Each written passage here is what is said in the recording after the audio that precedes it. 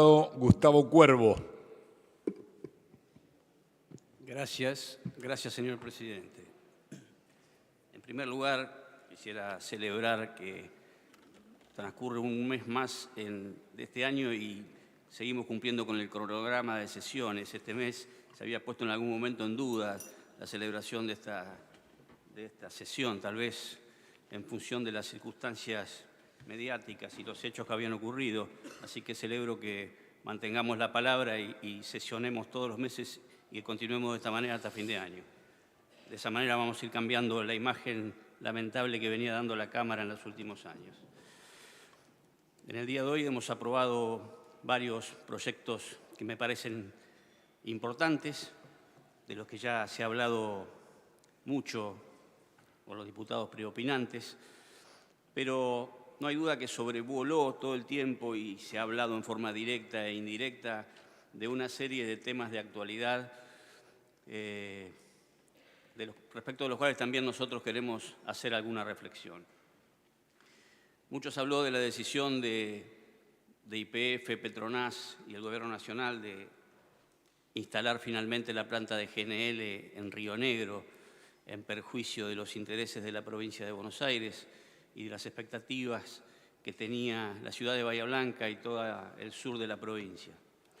Lamentablemente no hemos podido conocer los detalles del informe técnico que se le encargó a una consultora internacional para determinar los beneficios de uno u otro localización. De modo que tenemos derecho a mantener las dudas razonables respecto de cuáles fueron efectivamente las motivaciones para el traslado de la planta a Río Negro en contra de lo que se venía trabajando durante los últimos años. Nosotros estamos sinceramente convencidos de que el puerto de Bahía Blanca ofrecía las condiciones más ventajosas y creemos que en realidad mucho tiene que ver el enfrentamiento descarnado existente entre el presidente de la Nación y el gobernador de la provincia con esa decisión final. Creemos que hay responsabilidad de ambos. Ambos han priorizado ese enfrentamiento que han convertido en una batalla, privilegiando sus futuros proyectos políticos, en desmedro de trabajar juntos por la alternativa más conveniente para el país y para la provincia. Creemos que, en definitiva, la instalación de la planta en uno u otro lugar se terminó convirtiendo en un trofeo en medio de esa batalla. Y eso se ve confirmado con las reacciones posteriores, donde hay un pase de facturas, ¿no? Unos y otros se endilgan responsabilidades. De la provincia de Buenos Aires se dice, se tomó esa decisión porque hay de parte del presidente de la Nación odio hacia los bonaerenses porque no lo acompañaron en su candidatura presidencial. Otros, desde el otro lado, le achacan la responsabilidad total al gobernador de la provincia de Buenos Aires por no haber adherido al RIGI o por su posicionamiento ideológico. Nosotros creemos que, una vez más, ¿no? la grieta, la falta de diálogo, la falta de predisposición para el consenso es en gran medida responsabilidad de esto y las características que tiene el RIGI en cuanto a otorgar beneficios extraordinarios a esas inversiones extranjeras también está vinculada con eso y tiene que ver con neutralizar de alguna manera o doblegar la natural desconfianza que existe en el mundo respecto de la dirigencia política argentina.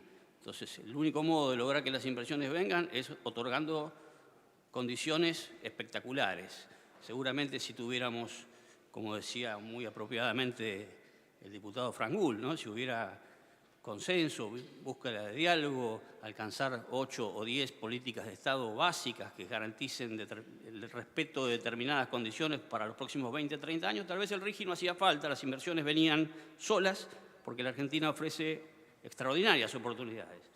Pero hace falta justamente eso, generar condiciones muy beneficiosas para que las inversiones se arriesguen a venir a un país con tanta inseguridad y tanta desconfianza. Por lo tanto, nosotros reiteramos nuestra prédica, ¿no? menos grieta, más sentido común. Otro tema del que se ha hablado en estas últimas semanas y a la que también se ha hecho referencia aquí es el tema de Venezuela. Efectivamente, nosotros creemos que a esta altura ya no hay duda que ha carecido absolutamente de transparencia el proceso electoral de Venezuela, ¿no? Y me hace pensar, bueno, qué orgullosos tenemos que estar nosotros que desde el recupero de la democracia hemos logrado consolidar un sistema electoral que con sus falencias es absolutamente confiable y transparente. No es así el caso de Venezuela. Directamente no se han cumplido las pautas básicas del protocolo de Ushuaia sobre comportamiento democrático en el Mercosur, y eso se prueba en el hecho de que no se han hecho públicas las actas de escrutinio de la totalidad de las mesas, de ninguna en realidad. No se ha permitido auditoría sobre esas actas, de modo que desde nuestro punto de vista no hay duda que en Venezuela se ha convertido o se ha consumado un fenomenal fraude electoral y que definitivamente estamos en presencia de una dictadura. Y en ese sentido valoramos la actitud de nuestro gobierno nacional, que salió a manifestarlo abiertamente, a denunciar la ruptura del Estado de Derecho y la concreta situación de dictadura en Venezuela. Lamentamos, eso sí, que esa misma actitud no se refleje hacia adentro de nuestro país, ¿no es cierto? Cuando se produjo la visita de los diputados a la cárcel de Seiza y un periodista le preguntó al presidente su opinión, él se limitó a decir, yo no hubiera ido. La verdad que nos hubiera gustado que fuera un poquito más contundente, ¿no? Decirle al presidente de la Nación que las dictaduras son todas nefastas y todas absolutamente repudiables.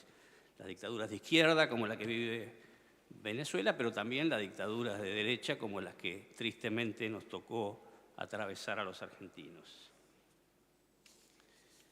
El otro tema del que también se ha hablado y no vamos a soslayar es el tema de la denuncia de violencia de género de parte de la ex primera dama hacia el expresidente Fernández.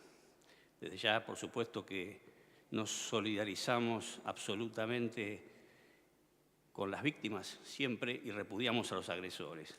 Pero también nos parece que merece alguna consideración, algunas actitudes, algunos modos como se ha tratado el tema, como buscando algún rédito político, alguna forma medio miserable de intentar vincular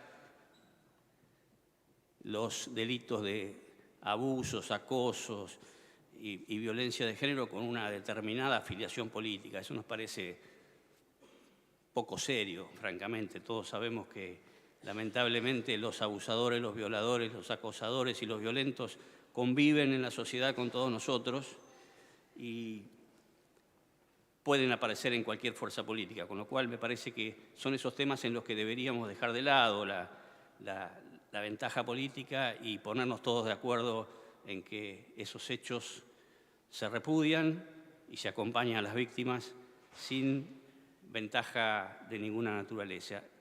Y del mismo modo del otro lado, ¿no? Si aquella fuerza política a la que le toca padecer dentro de su espacio un hecho como este, no tiene espacio alguno para medir con distinta vara o intentar algún tipo de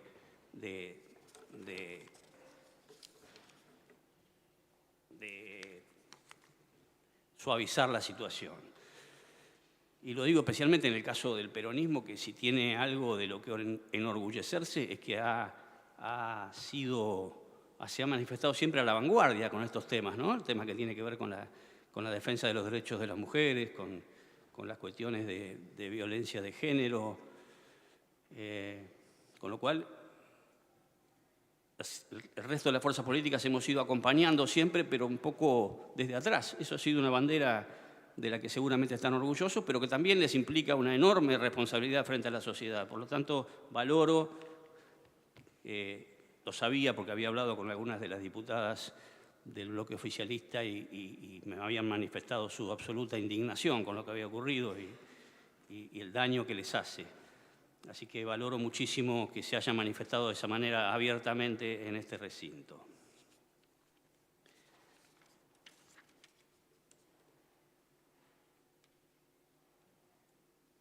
Finalmente, para terminar, señor presidente, quisiera hacer mención a un tema que seguramente parece menor y debe ser menor dentro de la gravedad de los temas que hemos tocado en esta sesión. Pero creo que nos atraviesa como sociedad y me parece que merece alguna reflexión.